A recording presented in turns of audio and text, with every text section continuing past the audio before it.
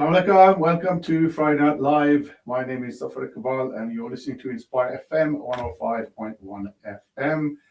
Co-hosting with me today is Dr. Abubakr.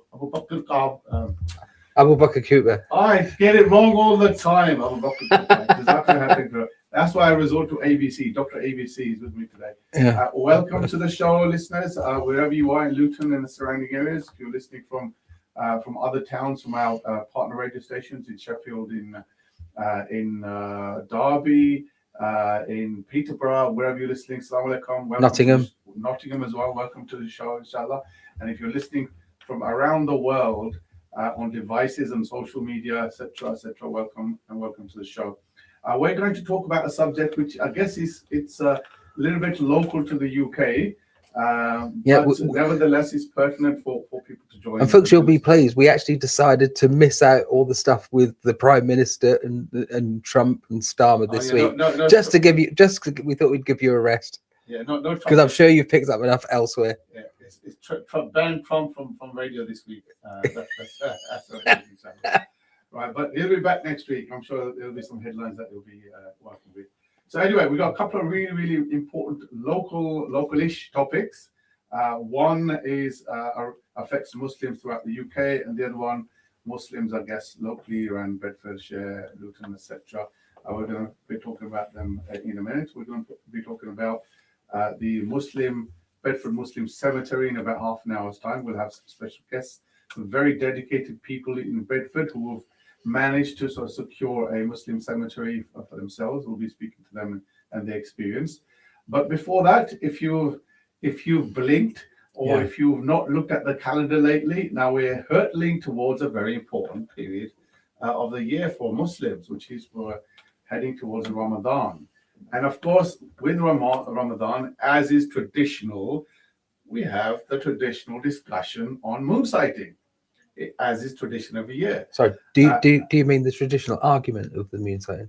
Well, it's a discussion. It's not usually it ends up being an argument. Discussion, inshallah. All right. So so folks, it's the 18th of Shaban today. So tonight is the 19th of Shaban. Yes. Yeah. Not far. We're going to be inshallah before we come on to onto Ramadan. We do have a special guest. We have Sheikh Sulaiman Ghani, who's joined us. Assalamu alaikum, Sheikh Sulaiman. Let me a very good friend. We've known each other for many years, alhamdulillah, and we've talked about this topic endlessly. We've talked about for many years. No, but there's nothing wrong with talking about it. The reason is, folks, is a lot of people don't realize this. For every Muslim, knowledge of this is actually compulsory. A lot of Muslims don't understand this. So people say, "Oh, when the imam or the mosque tells me that it's time to fast, or it's Ramadan, or it's Eid," but this is actually compulsory Islamic knowledge. Indeed, so this is why we're always very keen to come out with it, because then we're doing our Islamic duty to educate people, help everybody, inshallah. Indeed. So let me start with a very, very, very basics here. Right? So the Islamic months are meant to be, and I say Islamic, but I think it's also true in the Christian tradition as well. They're lunar based, right? So the months are decided based on the sighting of the moon, particularly from an Islamic perspective. So every month, around about the 29th of the month or 28th of the month, basically, you start looking for the moon, and upon sighting of the moon, you decide when the next day or next month will start. And obviously, we live in modern times, right? We want to book some holiday in 6 months' time, and we want to know in 6 months' time what day it's going to be, whether it's going to be Saturday, Sunday, or Monday, etc. Right? So, if you're waiting for the month to end to figure out when the start of the month is going to be, you won't be able to book your holiday, unfortunately. Right? So many Muslim countries, and I include Saudi Arabia, I include Turkey, and many other Muslim countries, they have a projected timetable, I say, right? And what they tend to do then is at the end of the month, they validate the projections, right? And those projected calendars are based on calculations. They're based on, right? So basically, and there's lots of people who disagree with me as well. There is a calendar that a Saudi uses. They call it a civil calendar. It's called the Qura calendar. They use that for their day-to-day projections and then looking at booking dates, etc. However, and this is my understanding, other people might differ. My understanding is that the Qura calendar is based on calculations. It's calculated based on sort of astronomy, etc., etc. However, at the month end, it's validated. And folks, this is a very interesting time we're coming to this Ramadan. On the 17th or the 18th of February. On the 17th of February, according to the Qura calendar and according to Apple, the device, you can have an Islamic calendar on Apple, it's saying the first of Ramadan is going to be on the 18th, which means on the 17th, the moon has to be sighted.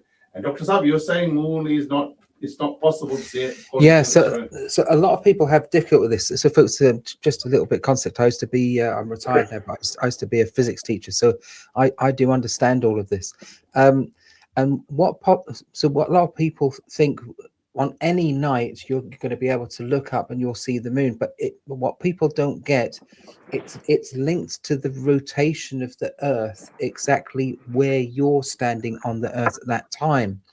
And depending on which part of the earth you are in, when you look up at the moon at that time of night, where your locality is, the moon can still be below the horizon. And because of that, in some parts of the world, depending where you're standing, so which country, the moon won't rise above the horizon at any time during your nighttime. It will in other parts of the world, but not for you. So for example, last year it was actually sightable everywhere pretty much. This year it's very, very different. This year the parts of the world where it's going to be sightable are in the mid-Pacific, so you'll be able to see it in Hawaii. I'm literally looking at the map with the data now, and you'll also just be able to see it on the coastal areas of California in the USA. Everywhere east of that, so the rest of the United States, coming right over Africa, the UK, all of India, all of Pakistan, all of Saudi, Indonesia, the whole of the rest of the world, on Tuesday, the February the 17th, it's below the horizon. Right. So if we hear, right, don't take my thunder. I'm stealing my okay, thunder. I'm coming to it. All right, I will give you your thunder back then. Okay. The thunder has been returned. So based on calculations, on 17th, the moon in Saudi Arabia will be about 3 hours old, i.e. the conjunction, the birth of the moon is going to happen around about 12 o'clock midday, and it will be about 3 hours basically above old basically, and about 3 minutes above the horizon on the 17th. So challenge, the calendar says that on the 18th, it will be the first Ramadan, meaning that they are confident that they will be able to see the moon on the 17th. Not in Saudi Arabia. Yeah, yes. Well, telemetry says that's not possible. It's not going to happen. So the challenge is whether the Saudis are going to recalibrate, and they have done it in the past. The thing is, and you see, when you understand the physics of the science going on, and I pretty much, to be fair, I pretty much see this every single year. 100%, most countries in the world, they're following the calculation because it's not sightable. Well, let me bring in their country on that evening. Ghani on this, because he's an expert now as well. So, Sheikh Sab, sorry we kind of sidelined you a little bit, but I know you're no authority, and I have stolen your thunder completely. So your thoughts on what's likely to happen this Ramadan? Yeah, no, Jazakallah khairan. I think you have already clarified the very important point, what's going to happen this Ramadan. Firstly, Assalamu alaikum to Inspire FM viewers. May Allah Ta'ala give us all barakah in our life to see the blessed month of Ramadan.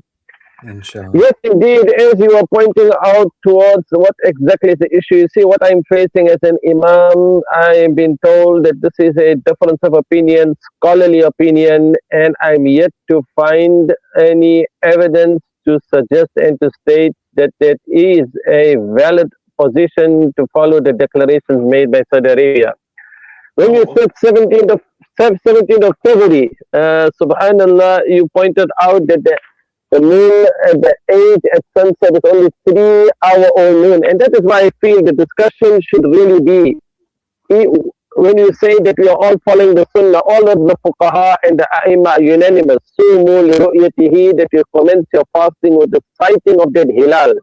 The question that we have, and we are asking the a'imma of the masajid, how many of us really understand what exactly is a hilal, a crescent moon? And that is why many of the people, they are made to believe that it is just an opinion. There is ikhtilaf and difference. But the question is, how is it possible for a 3-hour-old moon in Saudi Arabia, 5-hour-old here in the UK, to be sighted with the naked eye? And you pointed out to the 2 minutes after sunset. And in addition to that, there is going to be a solar eclipse. So the point we want to emphasize is, if we have ulama al-falakiyin, the astronomers, these are the specialists in this field. If you have pointed out that you know physics, and subhanallah, هو الذي جعل الشمس ضياء والقمر نورا وقدره منازل لتعلموا عدد السنين والحساب. Almighty Allah has made that sun, it is diya, it gives off the light, and the moon is the reflection of the rays of the sun that fall on it. Now, how is it possible for the human natural naked eye to see a 3-hour-old moon? How is it possible? And this is where the Qura calendar, yes, it is pre-calculated, but it does not match the visibility of sighting of the hilal. Hence, no country in the world can commence their Ramadan on Wednesday, 18th of February, because in the UK, for those who are following local sighting, they are only going to look for the hilal on the Wednesday, meaning the 18th of February. Even in Morocco, the 29th of Sha'ban is on the Wednesday. Tuesday, in Saudi Arabia, they already had a discrepancy and problem with starting the month of Rajab. And because they started the month ahead of its actual date of Sha'ban, and then there's confusion about Laylatul Nisfi in Sha'ban. So this problem, it has been going on for decades. This is not an issue that we are facing. We are facing this every year. And the sad reality is the public are made. The solution, yes. In your opinion, yes, I feel that the solution is that our A'imma and Imams need to go for a course on astronomy. Because the reality is, I just visited Jamia Ashrafiyya in Lahore in Pakistan. I mean, this was about 2 weeks ago, and I met Mufti Asad, and he gave me an explanation, clarification of why that moon cannot be sighted on Tuesday in the entire world, as we are discussing it now. And he suggested that the real solution that we should enable to, meaning he can offer, is that ulama need to study and take every imam, if you are leading them, your congregation, you should have knowledge of astronomy, because the public are looking at you as an example, and they have nothing to blame because they are pointing the finger at the imam because he is leading the congregation. Imams are not taking a stand. Imams are being put under pressure because the masajid are run by this management, and the trustees of this management, they are taking the responsibility of the imam, and they are holding the burden on their shoulders.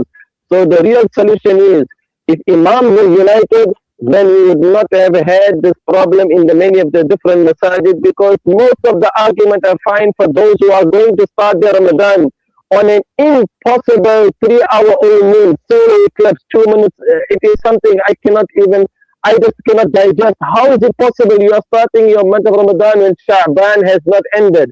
The Islamic months are either 29 or 30 days.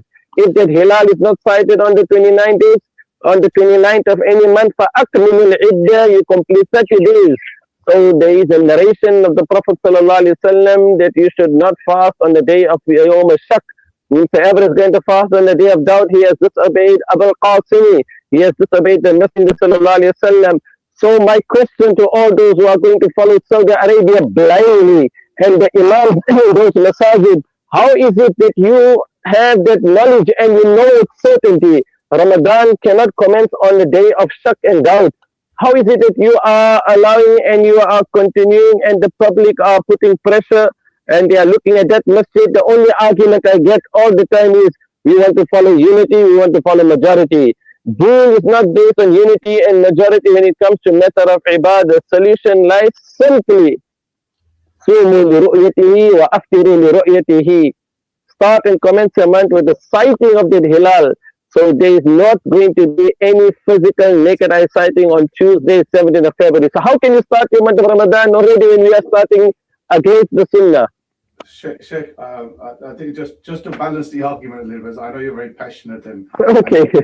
I know you've been in this field for I think you're a part of an organization which looks for sighting of moon locally. There's a network of people. But I spoke to people who are basically who do use the Saudi sightings. Their argument is this basically, right? So they are not too concerned about the astronomical side of things. For them, it's a very black and white thing. They try to spot the moon in the UK on a particular day. They can't see it. Then they look afield at other countries whether it's sighted or not. They see it. But you see what? But what? But whether it's Saturday in Saudi Arabia or not, and if it's sighted, they take their shahada. They start with that. That's their position. Yeah, I appreciate what you're saying, Yeah. and that's what you will hear from people. They say this is what they're doing. Yeah. But what happens year after year after year is that they say, oh, well, it's been cited in Saudi, but exactly as Sheikh Suleiman just said, it's not citable in those countries. Exactly. It is below the horizon in those countries as well as in the UK. So therefore, ipso facto, absolutely, just as Sheikh Suleiman is saying, they are following the calculation. It's not an observation. Exactly. I mean, do you agree with me there, Sheikh Suleiman? No, but Yes, and this calculation is not letting the predicted visibility. I ask you to ask and to check and ask any astronomer in the world what was the youngest crescent sighted in the globe in the world. And this is a 3-hour-old moon. If you can produce to me any age of the moon at sunset less than 12 hours, can you produce that any record? So this will break the Guinness Book of Record. It has to be put in there. If Saudi Arabia starts their Ramadan on Wednesday, it will be the only country that will claim to have sighted at Hilal.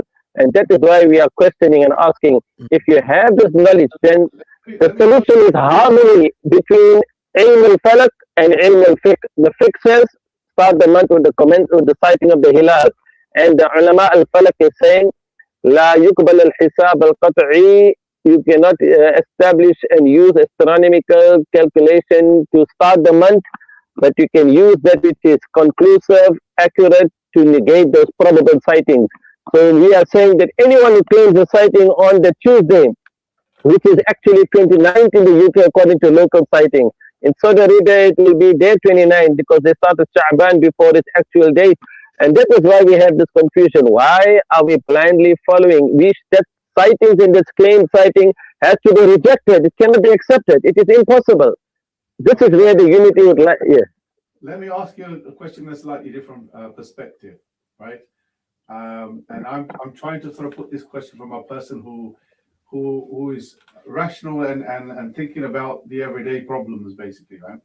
So if it's purely based on something, then I cited the example in my beginning, in my preamble, to say that people need to book holidays in 6 months' time, right? If it's based on sighting alone, yeah, I'm trying to play kind of devil's advocate a little bit. The moon will be sighted one day in Saudi, maybe another day in America, another day in Hawaii, etc. So the dates are different then. So you don't have a standard calendar, you don't have a standard date, right? So you could be in the UK the date is the first, right? But in Saudis, it's the second, etc. Right? Yeah. So some people. Yeah, I understand what you're saying now. It's a universal concept. So we have a difficulty now because of the amount of traveling of different parts of the world from one to another. Yeah. If we follow the Islamic calendar, we literally do not have a standard system. So, for example, today it might be, say, the 17th of Shaban here, but if you go to another country, it might still be the 16th of Shaban. Correct. Because that's I see what you're getting at now. So with the system, is it? I was going to follow on from that. Yes, with the system that we have, because nobody. Let me finish. I was going to follow on from that to say there are some ulama to say the moon is sightable anywhere in the world, then it counts. So on that basis, the Saudi can say, yes, we can't spot it above our horizon on the 17th, but Hawaii can. Yeah. Right? And because Hawaii can. But this is the problem. They don't say based on the based on the observation that it's been seen. So, for example, it might be in, say, look, I'm looking at the map literally here on my computer now. Based on the map, someone could say it's been seen in San Diego or Santa Monica or Los Angeles. You could have someone say that on Tuesday night. So we could be fasting on Wednesday. But this is the thing. When they declare it's been sighted in Saudi Arabia, that's just not that's not true. I don't think Sheikh, do they actually say that the moon is sighted in Saudi, or do they just say tomorrow is the first of Ramadan? Or what is the actual announcements? I mean, this is it. They actually will claim that they sighted the hilal, the crescent moon, and this is where the challenge and difficulty is, because when you claim to have sighted a hilal and you have a live streaming and you do not show the actual crescent moon, we know that the 2 minutes after sunset, this is the Qura calendar. It can be our use for civil purpose, but to establish an Islamic month, it has to be based on naked eye sighting. So if you want to prepare a calendar, if that moon is sighted in Hawaii in America, can you imagine if you are living here in the UK and then after 8 hours later that hilal is sighted? This is our next day. You can. That is the guiding principle when it comes to taking reports. Even if you look at it from this angle, whenever a crescent moon is sighted in any country on your east, all those countries to the west of the first claim sighting have to see that hilal. We are saying with regard to Tuesday that hilal is not going to be sighted anywhere in the world. That's how serious the matter is. 3-hour-old moon. Even 8 hours later, even in UK it won't be sighted, and all those countries right until America, because that is the 28th of Shaban.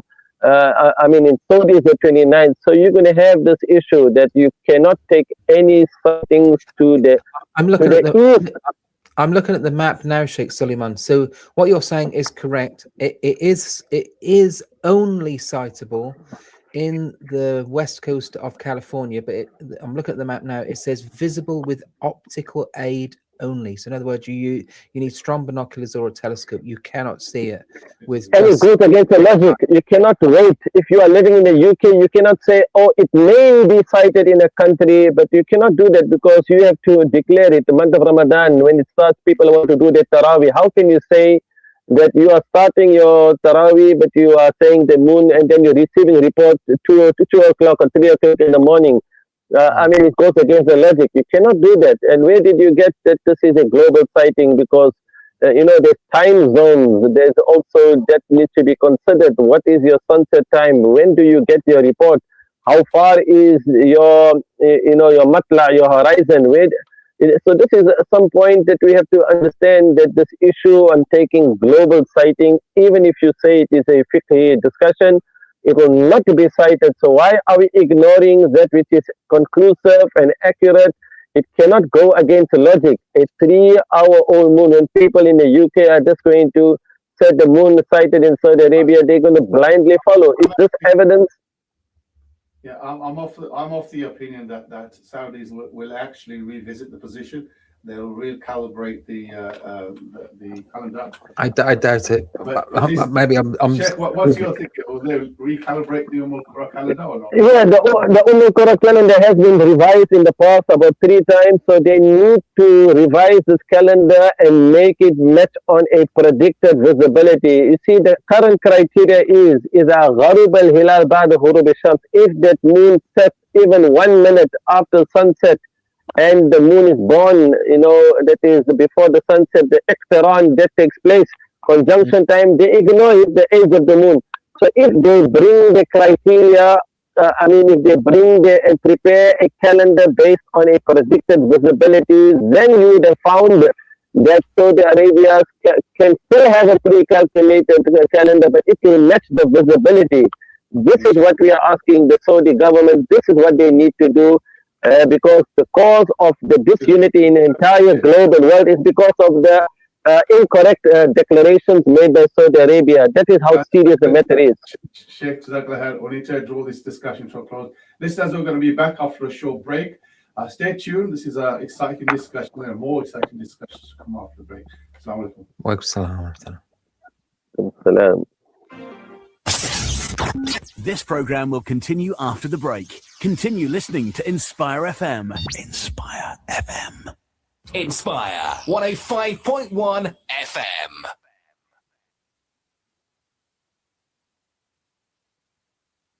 With you 24 hours a day. Inspire. AK Windows South Limited, manufacturers and installers of high-quality UPVC windows and doors, bifold doors, composite doors, conservatories, porches, skypods, fascias, guttering, and much, much more. We specialize in double glazing and triple glazing using the best German profile. If you want quality at affordable prices, AK Windows is the place to go. If your house needs a facelift, you know who to trust. For a free quote, call AK Windows today on 01582 483 777 or visit us at Unit 10E, Britannia Estate, Leagrave Road, Luton. How many times have you needed urgent medical supplies but don't know where to go? At Harris Pharmacy, we take pride in delivering a high-level healthcare to our community. This is why we have services such as private one-to-one consultation, free prescription ordering from GP and delivery to your home, mobility aids such as providing wheelchairs and many other items for everyday use. Call us today on free phone 0800 458 2850 to discuss your medical needs. We are open from 9 a.m. till 7 p.m. Monday to Friday and 9 a.m. till 4 p.m. on Saturdays. Harris Pharmacy, 165 A/B, Dunstable Road, Luton. Inspire FM is now recruiting. We are seeking a reliable, multi-skilled team member to support the day-to-day operations of our community radio station. This is a hands-on role involving administrative support, assisting with live shows and podcasts, supporting digital content, and helping deliver community events such as Inspire Eid. If you are organized, confident with technology, and enjoy working in a fast-paced, community-focused environment, we would love to hear from you. To apply or find out more, visit inspirefm.org or contact the station directly. Inspire FM, for the community, by the community. Need a ride? Village Taxis have you covered. Going to the airport, station, work, hospital or school? Call Village Taxis on Luton 24 24 24 for a quick, reliable service. New drivers wanted. Get registered today and join the Village Taxis team. Serving Luton, Central Beds, TfL, Wolverhampton, Hertfordshire and beyond. Taxi rental also available. Download our easy-to-use Village Taxis app or call 01582 24 24 24 to book your ride today. Village Taxis, your local taxi company. Are you looking for a prompt let and comprehensive property management by property professionals? If so, relax and let a safe registered agent take care of all your property matters. Marigold Residentials believe in 100% customer satisfaction and aim to provide quality service at very competitive prices. Why not also let us take care of your property sale? We're now a proud member of the National Association of Estate Agents. We also advertise in local papers free of charge. Visit us at 251 Dunstable Road or call us on 617 617. Terms and conditions apply. In the time it takes to hear this ad, there will be children in Gaza who will lose their parents. But there is hope. You can make the difference. Right now, MATW is providing emergency care for over 15,000 orphans in Gaza. but we need your help to reach more. Just £10 can provide nutritious meals, clean clothes and bedding, and medical care when needed. Don't turn away from Gaza's orphans. Text orphans to 70560 to donate £10 or visit matwproject.org.uk. From the studios of Inspire FM, the time is now 6:30.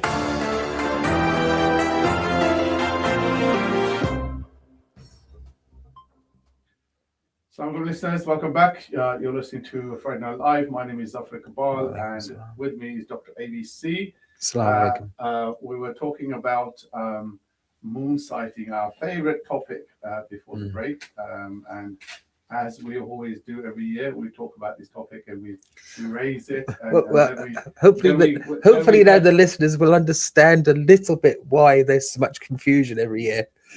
I think that the best thing though listeners, if you haven't understood some of the things that you've heard, like from me and Imam Suleiman, is just follow the imam that you trust, and just leave the responsibility to them. And then beyond that, if you haven't understood some of the science behind it, don't worry about it. But my sincerest advice is, if you don't understand it, just don't let yourself get into arguments about it. I've seen people get into terrible arguments. If you don't know, right? Don't argue. Well, the thing is, sometimes people will try.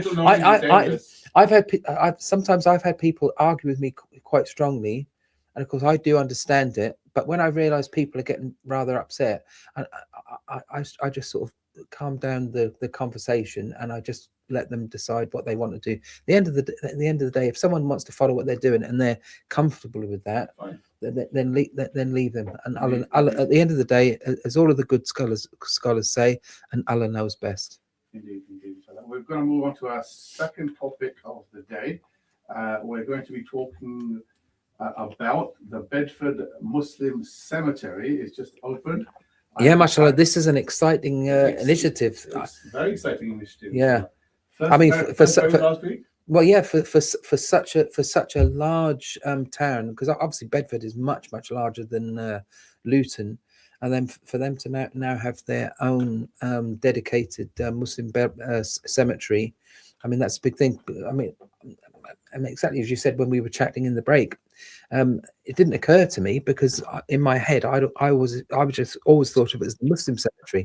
The cemetery that we use in Luton, we just have like a dedicated patch, as it area. Right, the whole cemetery isn't a Muslim cemetery. Indeed. But to be fair though, the council that run it, they do look after us very well there. Indeed. So can I welcome my very special guests today. I've got on the line Muhammad Iqbal Sahib. He's the chairman of the Bedford Muslim Cemetery. Assalamu alaikum ji. Everything okay? Alhamdulillah. बिल्कुल अल्लाह की दुआ से बिल्कुल ठीक है. Zaffar साहब कैसे हैं? ठीक है? Alhamdulillah ji. You can speak in Urdu, but I'll ask the questions in English. Dr. Obviously ABC with me is going to ask in English, but you can speak in Urdu, there's no problem. And I think we're also going to get Parvez Akhtar Sahib. He's been key driver to this. Is that sitting next to you? Assalamu alaikum. Is that yourself? I think we've met. That's me. We I'm sure we have. We're bound to our paths are bound to cross some point. Indeed. Maybe our white beards are confusing each other, perhaps. Right. Okay. So the Bedford Muslim Cemetery has gone into, well, I don't know if they call it live or not. I don't know what the terminology is, but now it's operational. Is that right? Yes. Yeah. We, to be honest, we were building up to opening it, and the qadr of Allah, a death happened in the community on a Friday, and in the past we would have to wait for Monday to get that burial in the council cemetery. Unlike Luton, I think in Luton you guys have got much more wider provision, but we would have to wait till Monday, and it just happened that our cemetery was alhamdulillah ready, and we buried we had the first burial there. Somber occasion for the family, but at the same time, for the community, it was very much. I understand the provision in Luton you had a hand in as well, right, from my understanding. I've been involved with various things, on the political front for over 20 years. So yeah, I did have that, and of course you will know this. Laura Church, who was the CEO at Luton, is now CEO here at Bedford. So we have a lot of links. Inshallah. Iqbal Sahab, if I can ask you, what was the need? Why did we need a Muslim cemetery in Bedford? क्या जरूरत थी? जी, बहुत अच्छा सवाल किया है आपने। सबसे पहले ज़रूरत तो ये थी कि ये आपको पता है कि हमारी मुस्लिम कम्युनिटी है, हमारा जो मज़हब है, हम उसको फ़ौरन कहते हैं कि एक आदमी फौत हो जाए, उसकी जितना जल्दी उसकी तदफीन हो जाए। तो यहाँ पर ये प्रॉब्लम, जैसे परवेज़ साहब ने आपको पहले आगाह किया है कि ये वीकेंड यहाँ पर नहीं है, तो ये कभी-कभी 2-4 दिन लग जाते हैं। तो इस सिलसिले में हमारी कम्युनिटी की ख्वाहिश भी थी, लेकिन मैं ज़रा थोड़ा इत्तदा करता हूँ आपके लूटन से। यहाँ बेडफोर्ड में एक फौतगी होती, तो लूटर से आदमी यहाँ आए थे, तो उन्होंने यहाँ हमारे लोगों से बात की कि जी हम कब्रिस्तान ले रहे हैं, तो अगर आप हमारे साथ शामिल हो जाए। तो मैं उस वक्त मस्जिद कमेटी का चेयरमैन था, तो उन लोगों ने मेरे साथ बात की। मैंने कहा ठीक है। मैंने फिर लूटर सेंट्रल मास्क के जो चेयरमैन उनसे बात की, उन्होंने कहा जी बिल्कुल हम जगह खरीद रहे हैं, तो जिस वक्त कुछ स्टेज पर पहुंचे इंशाल्लाह आपको करेंगे। फिर इंतज़ार करते रहे, नहीं। फिर कुछ आदमियों ने हमें कहा कि अगर लूटन में नहीं हो सका तो बेडफोर्ड में ट्राई करें। तो बेडफोर्ड में हमने ट्राई की है। तो माशाल्लाह हमारे और भी दो दोस्त हैं, शाह लतीफ़ साहब, खालिद अयूब, इनकी कोशिशों से जगह मिली है। जगह भी बहुत अच्छी है। तो फिर करते करते फिर उसकी प्लानिंग परमिशन, ये सब अल्लाह ने किया है। प्लानिंग परमिशन के बाद फिर हमें ये जो मेरे साथ बैठे परवेज़ साहब, हमारे अजीज़ हैं, बच्चे हैं, ये अल्लाह ताला ने स्पेशल हमें इनको हमारे साथ शामिल किया है। मैंने इनसे बात की कि भाई परवेज़ साहब को आप मदद करें हमारे साथ। इन्होंने कहा ठीक है जी। फिर आगे जो कुछ हुआ, मेयर ने इनकी वजह से हमारी बड़ी मदद की है। तो माशाल्लाह लोग बहुत खुश हैं, और यही हम चाहते थे कि जितनी जल्दी हो सके, चूँकि बड़ी जगह, बहुत अच्छी जगह हमें मिली है। हमारी कम्युनिटी ने, एक छोटी सी कम्युनिटी है जनाब, लेकिन हम 6 साल लगातार इसके साथ रहे, तो माशाल्लाह हम कामयाब हो गए। बाकी बातचीत जो आप करेंगे परवेज़ साहब से। Okay, Chala. But Pervez Sahab, long and hard struggle. Why? I mean, it's a patch of land you're buying, right, for a particular purpose. Why is such a big deal? Oh, it's there's a number of elements to this. First of all, the bureaucracy in terms of planning and the rules and regulations, they take endless amount of time. And if you don't have any political influence, it becomes doubly difficult. And then we've got the whole issue around Islamophobia. Anything with the Muslim or Islamic label, suddenly all hell breaks loose within local residents, within the community. We've been very lucky. We haven't had, that much negative publicity on this. We've been very careful, and we've had cross-party support as well in the town hall, which has been extremely helpful. But we've tried to manage that with the local residents. Thankfully the local community was on board as well. It's very much an English village. It's farmland just outside of Bedford, so we're grateful to them that they didn't jump on the bandwagon. So both of those issues, and then the whole funding. If you look at £2 million project, within a small community, I have to correct your other guest. We are much smaller here in Bedford from a Muslim population point of view than Luton. Luton is about 40,000. We've only got around 10,000. So £2 million project is very extremely very active in Bedford. Yeah, alhamdulillah. Luton is as well. We've got lots of cross links, but much smaller in size. But yeah, £2 million project, and we managed to pull it off, which is a testament to the giving power of our community. That's sterling work. Congratulations. Indeed. So the provision, the council provision that you had, obviously there's the weekend issue that we have, and in some cases perhaps Luton's have overcome that partially. No, I don't think it's 100% sort of there, But was that the only driver though? And what is the financial model? One of the things that when we looked at it in Luton, right, one of the things that there was an issue was, it's fine, it's operational once there's land to be leased and sold, etc.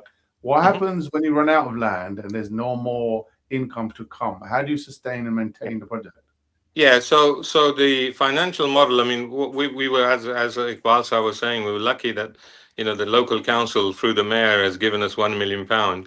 That's relieved a huge burden on the community. So this project is not for profit. It's run by the mosque committee, and everybody that's paid £1,000 so far has a plot reserved in their name. We bought 10 acres, which is nearly 5,000 burial plots. And that for us means, we get roughly 35 burials a year. So for us, we've got 25-year provision quite easily to start with. And beyond that, we've got land that we can continue developing. So essentially what we're going to do now is, now that it's open, all the money that's coming in from donations, from the sale of plots at £1,000 will go towards building the second phase, which is another 5 acres. So alhamdulillah, we're set for 100 years. And after that, all of us will be residents of the cemetery, and it'll be somebody else's problem. Yeah, I want to ask the hypothetical question, though. It needs to be asked. So you said you got provision for 5,000. So let's say you got provision for 10,000, right? You got 10,000 up until that 10,000 provision is filled. Beyond that, you got no source of income because you're not going to sell any more land effectively for burials. Where's the money going to come in to sustain the people who are buried beyond your financial model that you have at the moment? Yeah, so I mean, it's a really good question. So if you look at the 5,000, £1,000 per plot. If all 5,000 are done, that's total revenue of 5 million. So within that, we've also got a membership fee annually. So people who are Gulshan Baghdad members will pay, and we haven't set the figure yet, but let's say £5 or £10 annually towards running, or sort of monthly towards running the cost. So £50-60 annually, something of that sort. That will also, with 800 members, that also generates income. So there are a number of ways that this can be run. I think our biggest problem, and which is why we're grateful to you to publicize this, is get the message out to the Bedford community. Unfortunately, it's only limited to Bedford because the borough of Bedford is involved with the grant contract.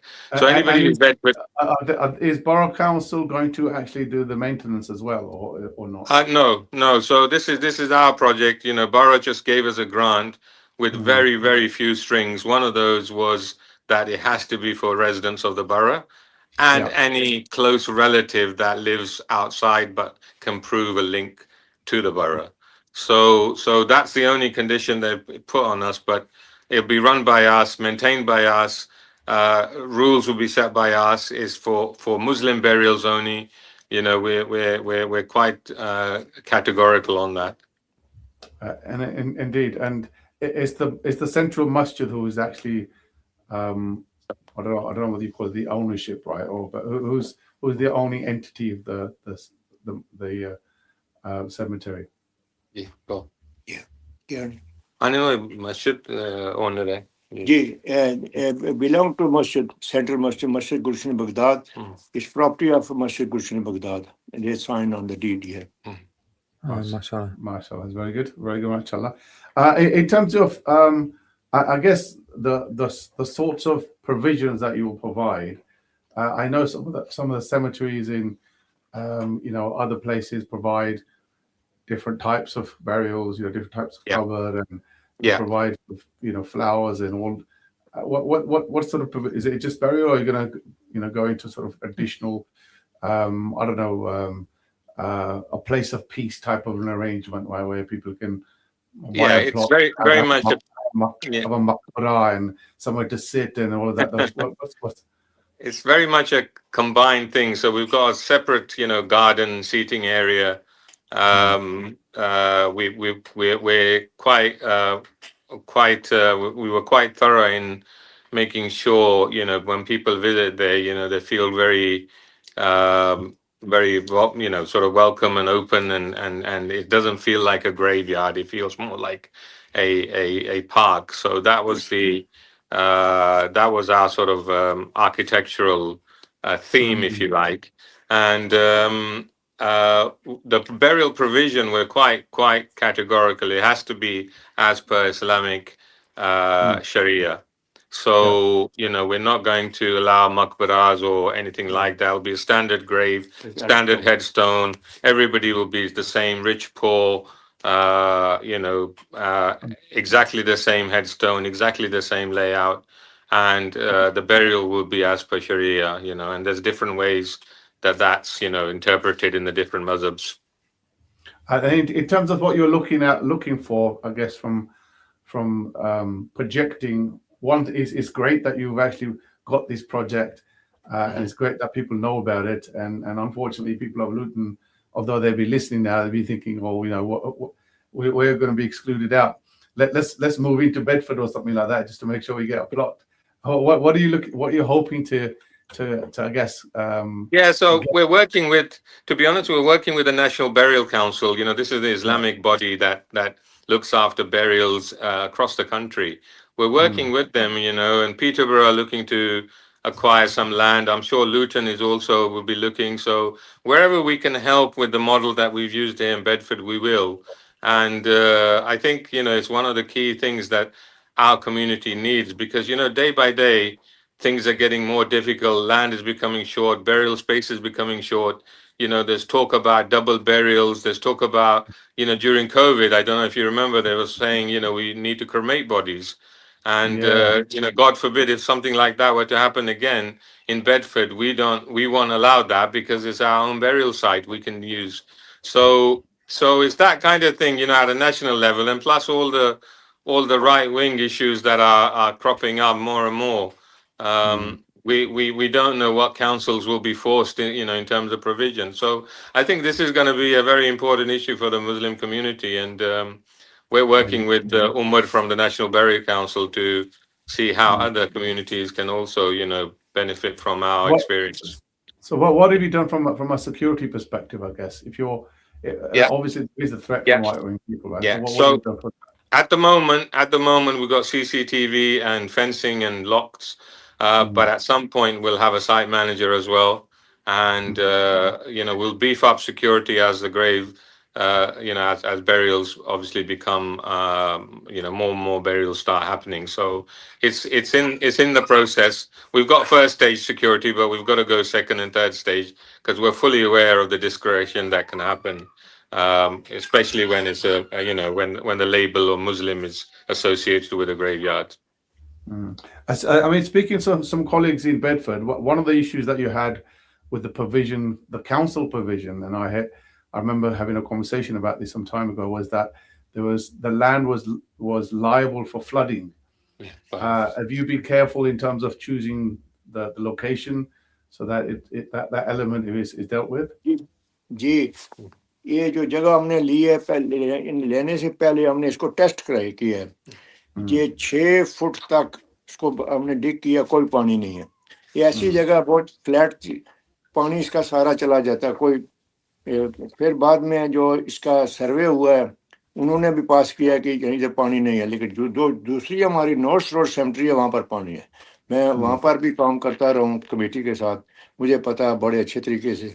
वो इस वक्त भी पानी है उधर। यहाँ पर हमने एक्स्ट्रा ड्रेनेज भी कराई है। ये ड्रेनेज पर ये £1 मिलियन खर्च हुआ रोड पर। बाकी तो कब्रिस्तान का तो आपको पता ही हो, तो जगह फ्लैट करनी पड़ती है। ये जो हर साइड पर जो सेक्शन है, सेक्शन बाय सेक्शन ड्रेनेज है, उसका पानी अंडरग्राउंड जाता है। आगे उन्होंने एक छोटा सा बनाया, क्या नाम उसका, वहां से फिर नीचे आगे उन्होंने टैंक बनाया, वहां पर पानी स्टोर होता है, फिर दूसरे में जाता है, फिर तीसरे में जाता है, उसके बाद नीचे चला जाता है। तो यहाँ पर पानी बिल्कुल नहीं। So yeah, quite extensive work has been done on the drainage. It's on an incline as well. When you guys are lucky in Luton, you've got Stopsley, which is on a hill, but here the existing Bedford cemetery was in a floodplain, And in all honesty, as soon as you bury, the water starts seeping into the grave, and it was one of the saddest things to see, dropping a body into a bath of water, and it's just heart-wrenching. Despite the council's best effort, there's just no way to get rid of the water. This place, alhamdulillah, is on an incline, it's on a hill, the drainage is extensive, as Ajisab was saying, and our trial graves are absolutely, even though we've had a month of rain, we're absolutely dry. So alhamdulillah, it's really, really good from that perspective. Parvez, one grave which we did 4 days ago, we just put the chamber, and we just went this morning, no water. There's still no water, despite the rain. It's nearly 1 week now, everywhere is water. It's no water. Subhanallah. And what I mean, one of the things that you cited that was a kind of a reason for having a Muslim cemetery was weekend provision. What sort of opening hours, or are you available whatever hours that burial needs to take place? Opening hour is in the winter time, at 9 o'clock to 4 p.m. and summertime 9 to 9, and 7 days. 7 days, inshallah. Inshallah, 7 days, including bank holiday, Christmas Day, Eid Day. If anybody wants, there's no. That's permission by the. I guess it's also subject to the council provisions as well, isn't it, in terms of getting certificates and doctor's certificates? Working on that. I mean, unfortunately, I'll come back to another layer that's added now, but the council and the mayor had agreed that we will provide 7-day provision, and in fact, he said that you provide me with the people, and I will get the registrar to train them up, so they can in fact register the deaf after the training themselves. So that's something that's going on in the background, and on top of that, we're working with the doctors, because now, as well as the cause of death, you need a medical examiner to certify the death. So we're working with the doctors. That's the only hurdle at the moment. How quickly the medical examiner can issue the certificate of cause of death. But the council is fully on board. What sort of delays do you with this new requirement? What sort of delays can that typically give? Well, I mean, there's only one medical examiner serving, each sort of local authority. And you can imagine, if they've just worked all week, they're not going to be very receptive to be called on a weekend. So it could be that we're back to square one with this additional, issue. But hopefully, for us, the medical examiner, understands our need. And, otherwise, having 7-day provision becomes pretty pointless. But we're working on that with them, and we're hopeful that they will understand that. Indeed. And I think you were also involved in the actual, when they do the autopsy, alternative provisions for that as well. So I guess. Yeah, absolutely. Yeah, non-intrusive, examination. Yeah. Is that going to a next level yet, or no? Are we still? Well, we've got regional provision, for post-mortem, non-intrusive post-mortem, but the slots are quite. You'd approved that with MRI, I believe, wasn't it? That's right, yeah. But the slots are quite limited, because the MRI machines are used for a number of other things as well. So we've got to kind of make a very special case from time to time on that. But again, it's something that we have, and hopefully more provision will become available where needed. Yeah. Indeed. Jazakallah khair, Parvez Bhai and Iqbal Sahab, for your contribution today. It's really heartening to see that volunteers have actually got together and built a provision for the Muslims, and to be run on a voluntary basis as well. Anyway, so it's a commendable thing. I think Bedford has beaten Luton on this one, but inshallah Luton will be following suit shortly, inshallah. Inshallah. Inshallah, I'm going to work with Parvez later on. When cemetery going to start officially open, then probably we will invite you as well. Oh, Jazakallah. Thank you so much. Thank you, man. Was there going to be food up there or not? Oh, of course. Yeah, of course. The full menu. Thank you, sir. Salam to all in Bedford if you're listening, guys, and salam to my Jazakallah. friends. I spent many years in Bedford, so all my friends in Bedford, salam to them as well, inshallah. Right, listeners, back to our guest to the studio again. Brilliant discussion today. We had a discussion on the cemetery, as you just heard. Moonsighting discussion we had as well. Quite a emotional discussion we had. Something I would recommend listeners, because it is compulsory Islamic knowledge. So if you don't know, have a look online and find the Islamic information and all the details that is relevant. Because remember, every little bit of Islamic knowledge you learn, you get reward for. So why not? Indeed. This is we're coming out to the end of the show today. So I guess it's time to say goodbye to all our listeners, wherever you are, UK wide or worldwide. Until next week, stay tuned, inshallah. 105.1 FM, Inspire FM. A big thank you to all the imams that helped us this morning, and a big thank you to Laura Wajhat and our producers who helped us so much. Indeed. So next week, inshallah, another topic, another discussion, probably Trump's discussion. But until then, assalamu alaikum. Wa alaikum salam.